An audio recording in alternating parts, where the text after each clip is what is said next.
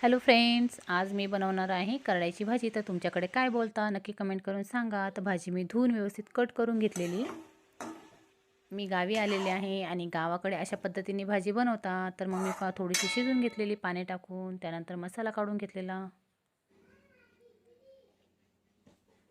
तुम्ही बघू शकता. वरंटा पाट्यावरती त्याचा मी व्यवस्थित मसाला काढून घेतलेला.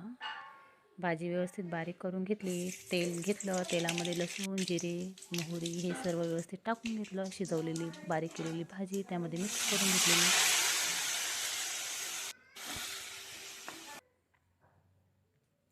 त्यानंतर त्यामध्ये आपण जे बारीक वाटण केलेलं तर ते मिक्स करून घेतलेलं टाकून घेतले मी.